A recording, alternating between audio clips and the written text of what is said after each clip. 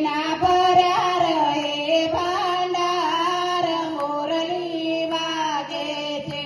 એને કનૈયાના દર્શન થાય મોરલી વાગે છે એને માતાજી પ્રસન્ન થાય મોરલી વાગે છે દીવો રે દીવો